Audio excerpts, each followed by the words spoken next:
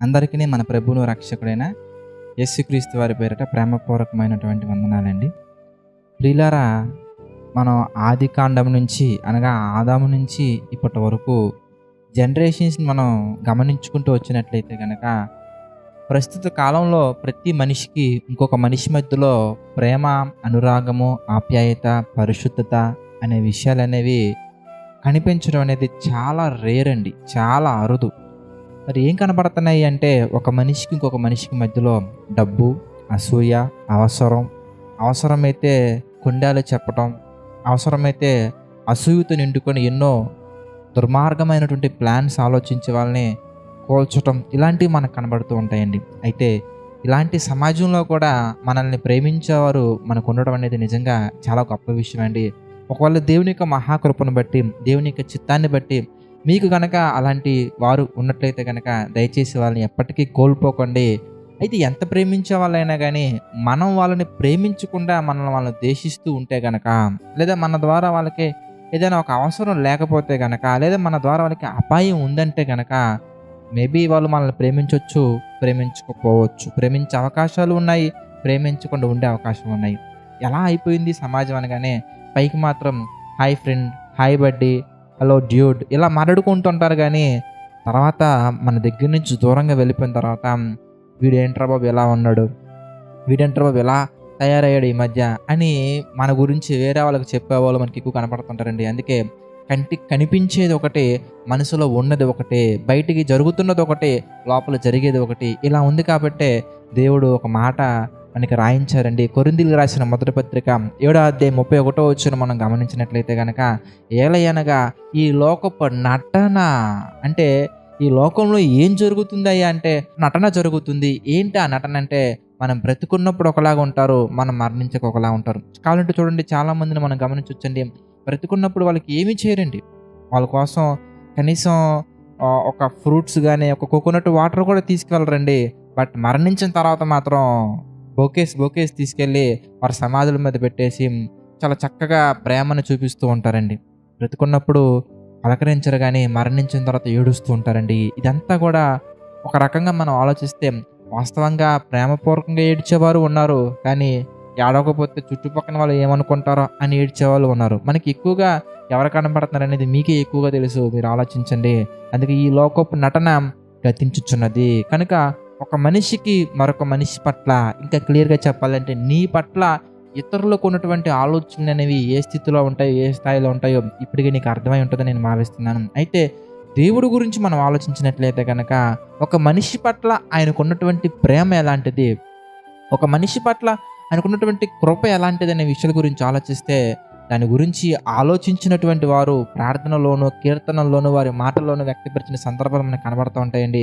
ఒకసారి మన కీర్తన గ్రంథం మనం చూస్తే 139వ అధ్యాయం మనం చూద్దాం. My dear brothers and sisters, 17వ వచనం కనుక మనం ధ్యానించినట్లయితే అక్కడ మరి దావీదు గారు మాట్లాడుతున్నారు ఏమని, దేవా నీ తలంపులు నాకెంత ప్రియమైనవి.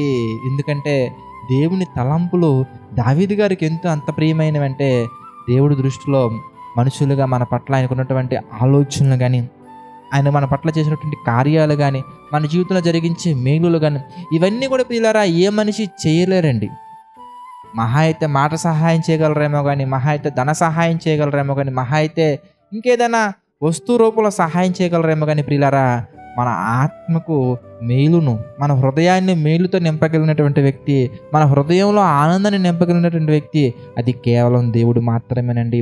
అందుకే ఆ హృదయంలో ఆనందాన్ని, మేలులను మాత్రమే కాదు, దేవుడికి మన పట్ల ఎంత ప్రేమ ఉందనే విషయాన్ని దావీదు గారు ఒక్కసారి ఆలోచించి, ఆయన పరిశుద్ధాత్మతో నిండుకొనిన వాడే మాట్లాడుతున్న మాటలు కనుక మనం చూసినట్లయితే ప్రియులారా, వాటి మొత్తం ఎంత గొప్పది, వాటిని లెక్కించదనుకుంటున్నా అవి ఇసుక కంటెను లెక్కకు ఎక్కువై ఉన్నవి అని చెప్తున్నారు. అంటే వాటిని లెక్కిద్దామని చెప్పి ఒకవేళ ప్లాన్ చేసుకుంటే మనుషులు మన పట్ల చూపించే ప్రేమ ఇసుమంత కూడా ఉంటుందో లేదో మనకు తెలియదు, ఇసుక రవ్వంత కూడా ఉంటుందో లేదో మనకు తెలియదు. కానీ దేవుడు మన పట్ల చూపించే ప్రేమ కానీ, ఆయనకి మన పట్ల ఉన్న తలంపులు కానీ లెక్కకు ఇసుక కంటే ఎక్కువగా ఉన్నవి.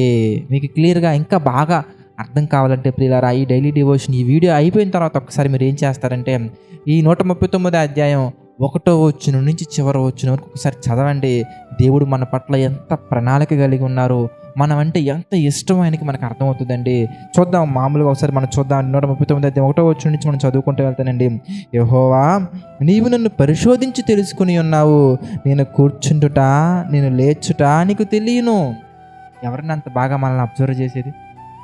మనం అంటే ఎక్కువ ప్రేమ కలిగిన వారే మనల్ని అబ్జర్వ్ చేస్తారండి. మనం అంటే ఎక్కువ ప్రేమ కలిగినటువంటి వారు ఏం చేస్తారంటే, మనం ఏ కలర్ షర్ట్ వేసుకుంటామో తెలుసు, మనం ఏమి తింటామో తెలుసు, ఏమి తాగుతామో తెలుసు, మనం ఎప్పుడు ఏ వర్క్ చేస్తామో తెలుసు, మన టైం టేబుల్ అంతా కూడా 100కి 50% వాళ్ళకి తెలిసిపోతుంటుందండి.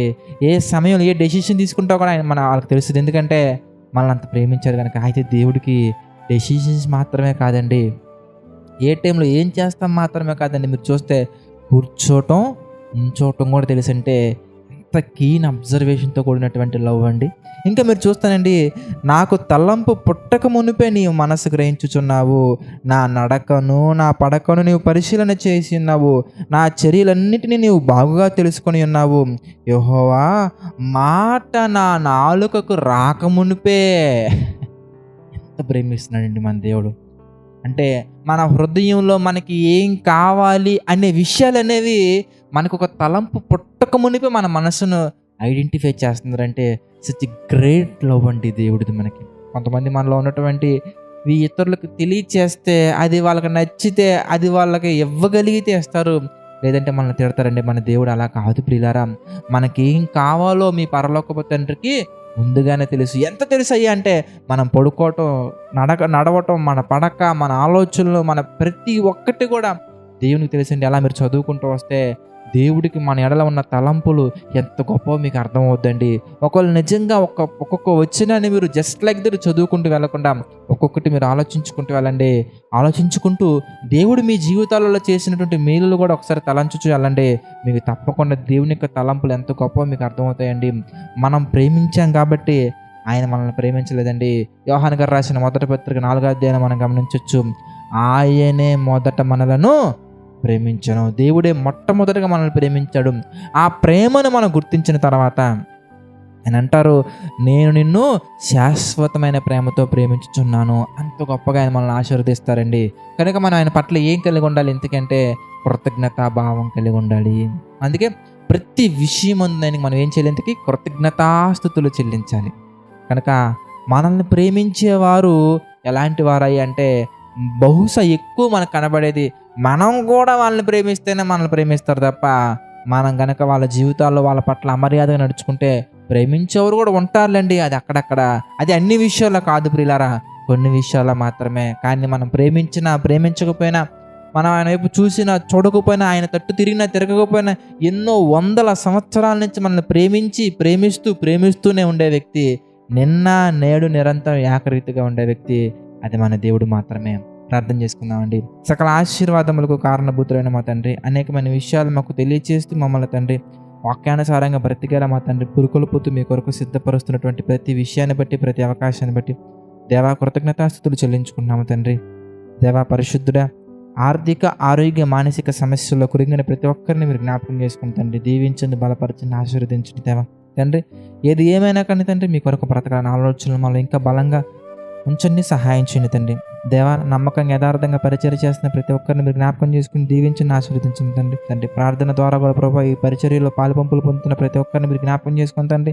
సంపూర్ణ సేవ మా తండ్రి వచ్చిన తమ్ములను చెల్లెలను బట్టి ప్రార్థిస్తున్నాను తండ్రి. వారిని మీరు దీవించండి, ఆశీర్వదించండి. వారి కుటుంబంలో తండ్రి ఎలాంటి ఎరుకు ఇబ్బందులు లేకుండా తండ్రి మీ చలన నీళ్ళలో నడిపించండి, సహాయం చేయండి తండ్రి. మీ చిత్తమైతే ఇంకా అనేకమైన విషయాలు ధ్యానించి ధన్యతను అందించమని వేడుకుంటూ మా ప్రభువును రక్షకుడైన యేసుక్రీస్తు వారి పేరటి ప్రార్థన అడిగి వేడుకొనుచున్నాము తండ్రి. ఆమేన్. అందరికీ వందనాలండి. God bless you all.